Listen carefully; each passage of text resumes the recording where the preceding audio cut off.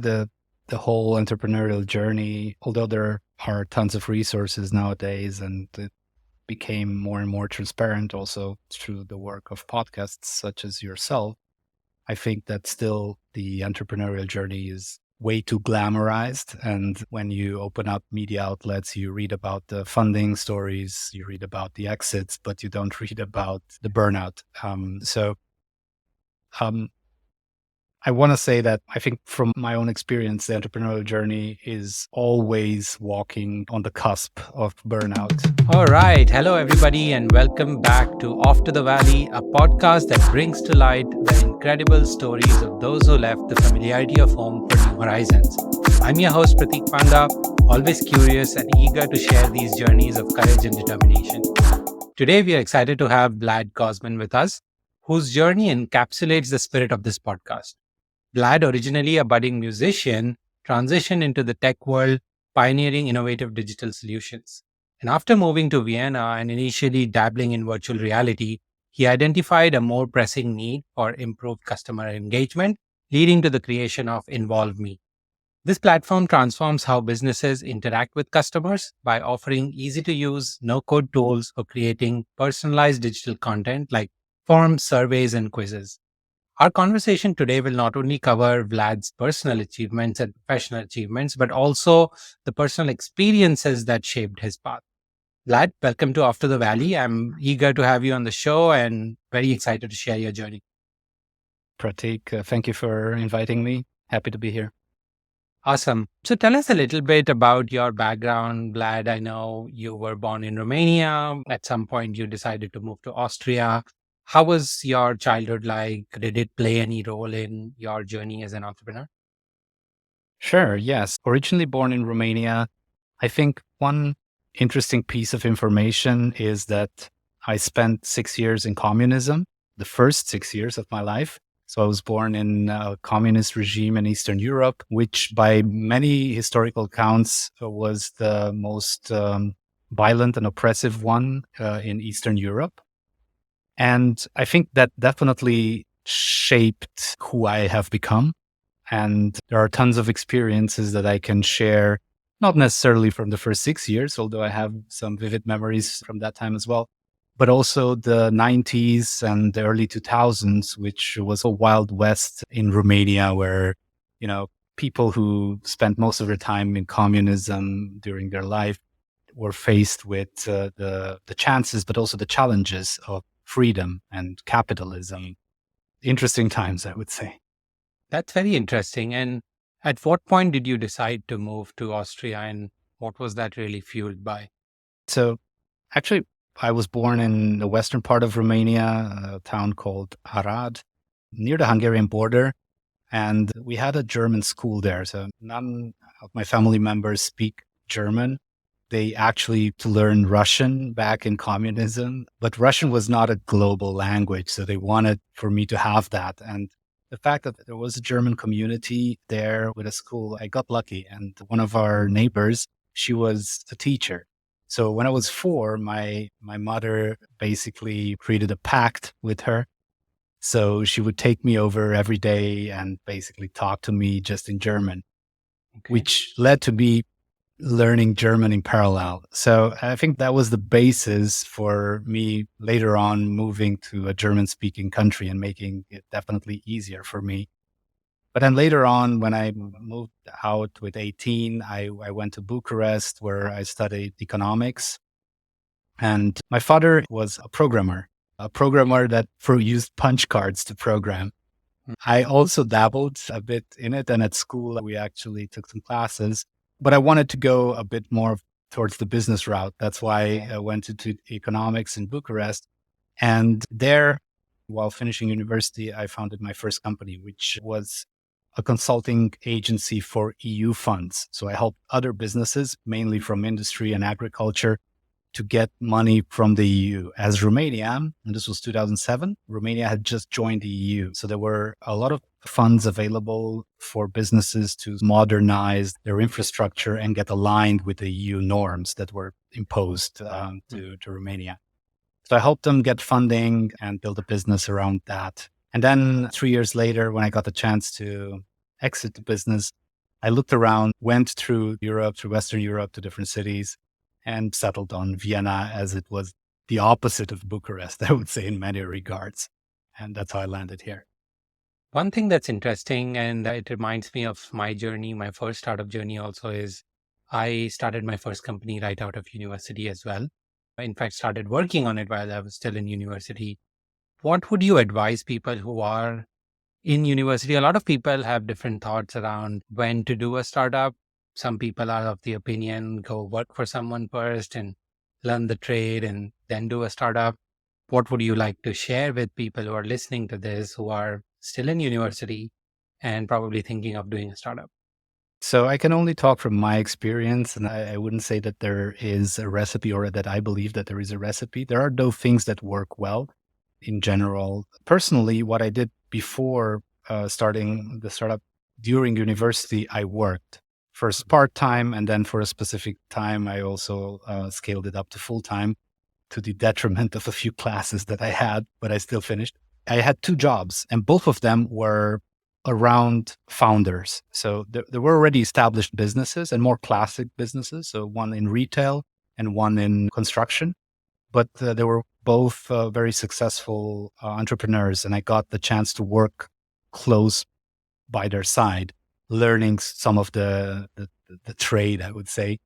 And then founding my first company really came out of a project that I had at university. I wrote my diploma on writing up a funding project for an actual company. And that turned to be then my first customer, basically. So the advice I would say is twofold. One is if you already know the direction that you're going, and I think I intrinsically knew it, I consciously was not completely aware of it when I got the first jobs, but intrinsically, I knew it that I wanted to move into entrepreneurship, as it was quite the opposite of what my parents were doing and the whole communist experience where they had three jobs their whole lives and they were employed either by the state or mostly by the state, basically. Yeah. And so I wanted to go in an opposite direction. So that came very intrinsically as a reaction to that experience. And then later on, I consciously realized it. But if you have a realization or an intrinsic push, then search for the environment that gives you the right tools and the right lessons that you can take on your journey first. I think in some cases it's not necessary, but I think in most cases it will help. So that's my first advice. The second is try to look for actual problems. This was the case with a business application for an EU grant. It was actually a problem. It was businesses that had a working business in a specific industry. They did not know the ins and outs of the whole new regulation. So it was a new field. It was a chance there to help them out. And wherever there is a problem and you really can't offer a solution, money is naturally attached to it if it's a capitalist system. Got it. And that's good advice. One thing I would want to probe more on is the problem validation part. Do you have a particular process that you try to use to validate the problem? I see a lot of people build first only to find a problem later. The solution has already been built and it is in search of a problem, right? What are your observations around problem validation? Yeah, I think problem validation is a huge problem. Yeah. So basically, I've been there. I've been there a few times. It's tough. It's very easy to fall in love with a concept and then do your best to make it real. And it's very easy to find biased validation, I would say. So what my suggestion would be is whenever you do, whatever you do, right? So just keep your eyes open. There are problems at every step, whatever you do, right? And when you identify something that you think is a problem, don't go head first. I've done it, wrongfully thought that there is a problem, but that doesn't mean that there is a big enough market for it. It doesn't mean that the problem is important enough for it to be monetarily rewarded. So there are a lot of intricacies about it. It might be a problem. And in most cases, when you think it's a problem, it might be a problem there. So it's in most cases it's true. But in most cases, it might not be true that the problem is of enough importance to that core market.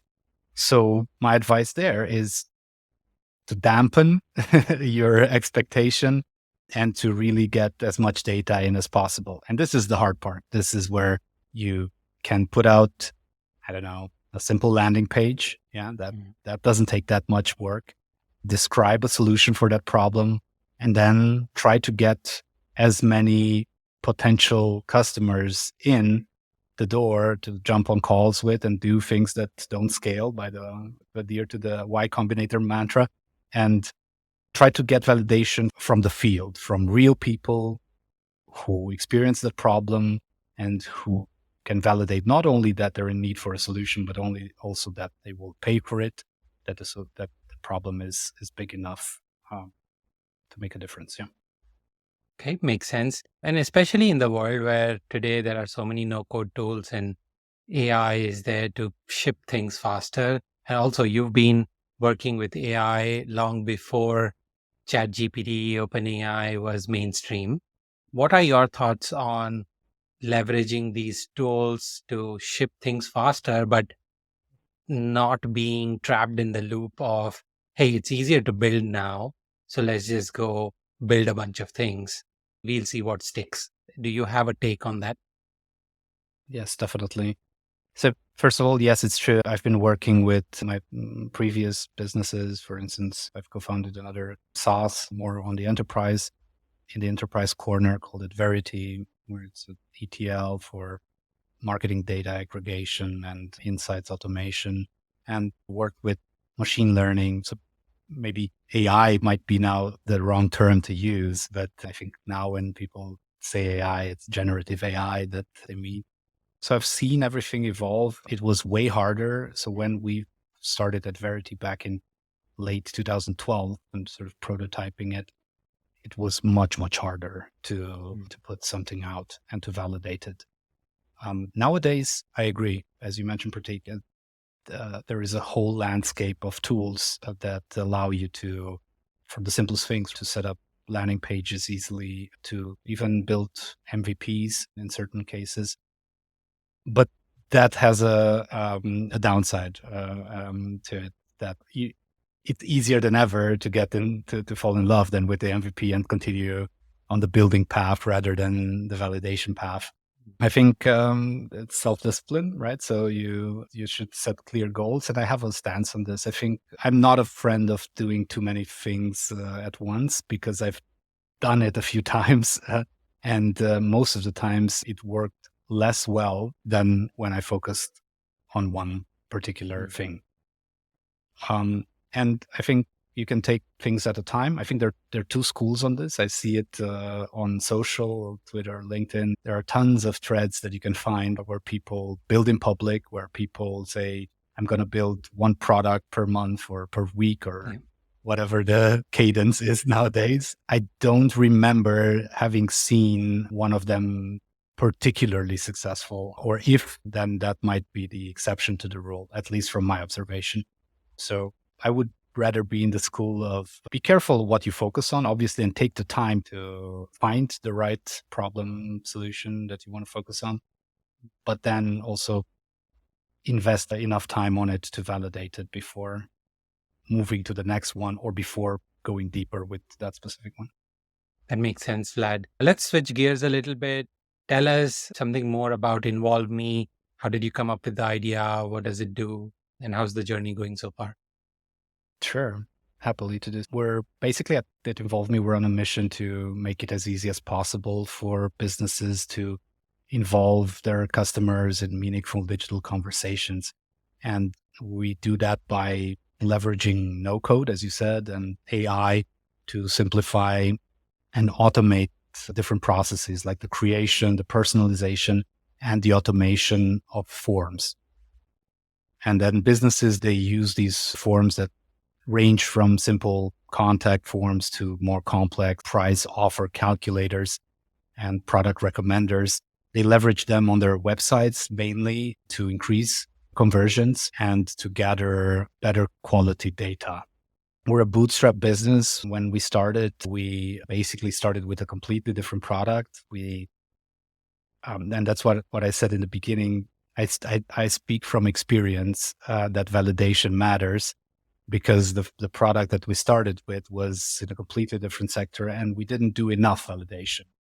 And then we invested some time, some of our own money to build an MVP, just to realize that there is no market for it in essence, or not enough of a market for it. We tried to build something in the VR space. That was 2016, 2017. Tried to build a no-code tool for creating basically a content management system for VR, completely different than InvolveMe. And then to sustain sort of the team and while doing the MVP, we started doing some agency work. And the agency work revolved around these interactive forums that we started building for businesses. And once we realized, okay, the VR play is not particularly going to be very successful, realizing our own faults, we started doing some customer development on the side of our agency customers, trying to find why they would still pay us if there were already a few off-the-shelf tools, right? So Typeform was around, SurveyMonkey, and a few others. And we identified a few points that made it obvious to us that we could build a SaaS solution around it. And then once we created that MVP, we converted those agency customers to the SaaS model, and then switched all of our efforts 100% to InvolveMe. And then we launched it in early 2019. And since then, grew it steadily with a small team. That's amazing, Vlad. Thank you for sharing that. Tell me a little bit more about what was happening personally as you were trying to build InvolveMe, right? I think you've talked a little bit about having to pivot. You went into an agency model, came back with a new idea, and so on. I'm sure there is a lot more happening in personal life that is also influencing in a good way or bad way while all these changes are happening, right? What was your journey like while you were figuring out this whole process for InvolveMe? Sure. The whole entrepreneurial journey, although there are tons of resources nowadays and it became more and more transparent also through the work of podcasts such as yourself, I think that still the entrepreneurial journey is way too glamorized. And when you open up media outlets, you read about the funding stories, you read about the exits, but you don't read about the burnout, right? So I want to say that I think from my own experience, the entrepreneurial journey is always walking on the cusp of burnout. And you as a founder need to be aware of that and to give yourself the time and the mental space to counteract it. Otherwise, it will catch up with you, and at some point, you'll fall off the cliff. Now, I was very close several times. Luckily, it didn't happen, but I try to be always mindful and try to set up some routines, some habits that help me counteract the stress that is prevailing to this day. Can you share a little bit more about some of these routines that probably others could also apply in their lives? Sure, it's not probably nothing that special, but I think trying to build some healthy habits will work for most people. So one thing that I realized, I tried to implement sports in my daily routine. And usually my workday starts early, goes late. You know how it goes. Everybody can relate, most likely in the audience. And I always try to do sports then in the evening. And I failed. I did it for a few weeks, then a few meetings happen, and then you break the habit, and then it's again starting from zero to get into it. And one change that I made is that I shifted to mornings. So I started building a routine in the morning where it's way more predictable how my first hours look like than in the evenings. Having done that, I'm way more consistent with my routine. My routine is pretty simple. So it's stretching, it's doing some weights, it's doing some cardio, and then topping everything off with a short meditation session. I package it into 45 minutes. You can do it shorter even or longer, depending on your time frame. And for me, doing it in the morning, it makes it way, way more consistent. And just by doing that one thing, I think already it improved the life quality that I have. Mm. Maybe another one. This is more geared towards the whole company. Is 2 years ago, I think June or July. It's going to be 2 years. We shifted to a 4-day work week. We're one of the few companies that do it in Austria and do it successfully. It has its pitfalls and it's definitely not easy. And there are some things that you lose, but there's also a lot of things to be gained.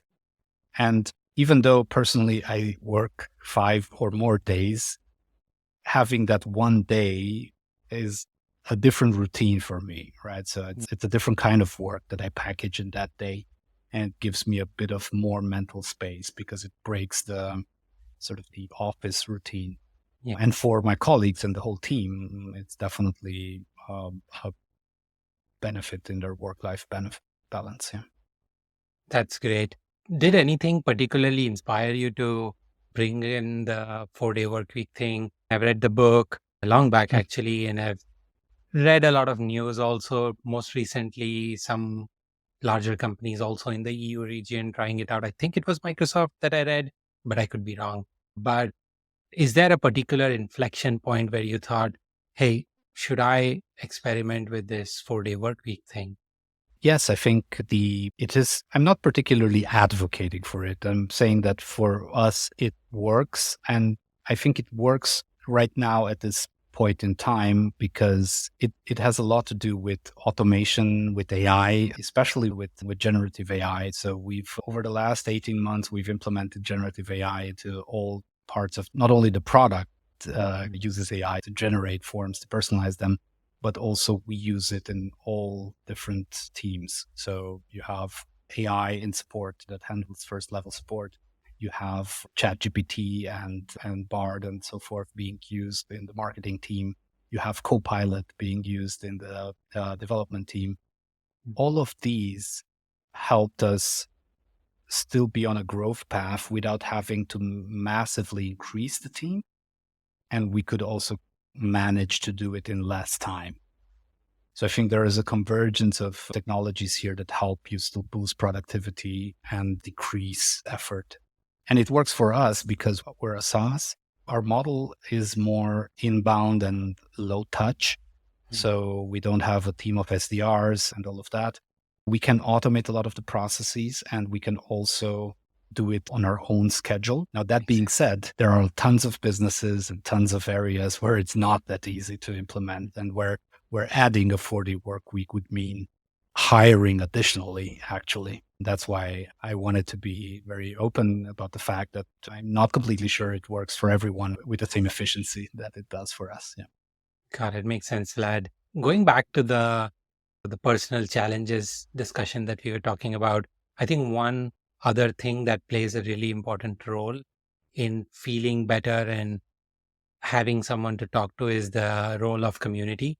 And the reason I bring that up is because you launched TEDx Vienna and you've grown it into a big initiative, and that becomes a community as well, right? Like you have some purpose that is more community driven that helps you feel better, but there's also this set of people that have similar intent, and you meet a lot more interesting people in the journey as well, right?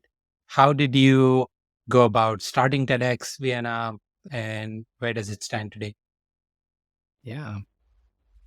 So when I moved to Vienna, to Austria back in early 2010, as I told you, I just picked the city because I really enjoyed a few days here, but I didn't know anyone. So I was a complete stranger.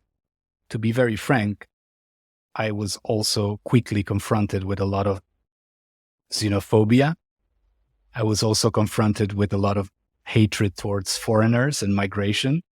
Austria back then, I would say still, but not to the same extent, was very protectionist of its labor market.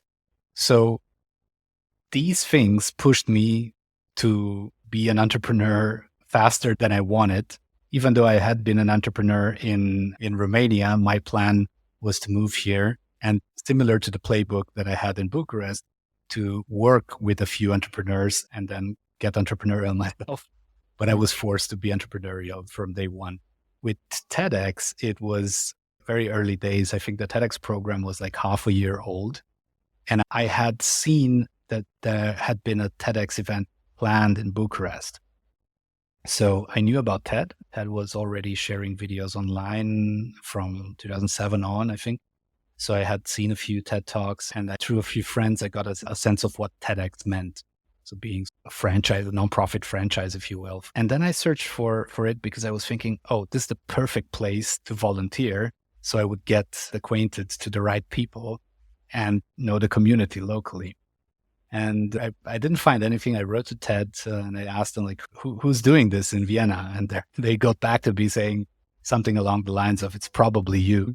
So I stumbled into it. Then I got the license myself and I set up a nonprofit. And actually, the first team was all Austrian. It really opened up the local scene for me. And fast forward a few years, my now wife joined the team as a volunteer. So we got to know each other through that. That's amazing. So the community aspect of it definitely was amazing on so many levels for me. Yeah. And as you said, I think it was always a backdrop. When times got tough, during all the different entrepreneurial ventures that I've started, it was always a fallback, a community where I came back and said, like, this is a safety net, if you will, for me mentally. And then it became also one emotionally with my wife, Alina, who I met through it and who actually then took over the reins and made the next step in TEDx, the Vienna's Evolution, which she's not doing a TEDx anymore. She's actually doing the first TED in Europe this year around AI. Yeah. Short plug here, October 17th to 19th, Vienna. We're bringing the global voices of AI to Vienna to discuss the future of artificial intelligence. That's amazing. I have been to Europe a few times, but not enough. So I'm going to add this to my calendar as well. It's a nice way to come meet interesting people like you and listen to others about AI, but I could use an excuse to spend some time in Europe as well. It would be amazing to have you. So much. Yeah, thank you, Vlad. Before we sign off, anything you would like to share as a person, as an individual? Where do you get your source of knowledge, learning, any newsletters, podcasts that you would recommend? Yeah. So I definitely would recommend a few podcasts, such as Off to the Valley, and 20 VC is another one that I find really interesting. Lenny does a great podcast as well. Yeah. And there are tons. So podcasts have become a big part of the professional information channels for me. And it's amazing how deep they go nowadays. So at the beginning of podcasts, I think a lot of times you scratch the surface of topics, and now it seems that they go more and more vertical, and that becomes very interesting because you can go niche. So I think podcasts are on the top of my list. I try to read, definitely. I try to read, just don't get the time. And this is the next habit that I want to start forming.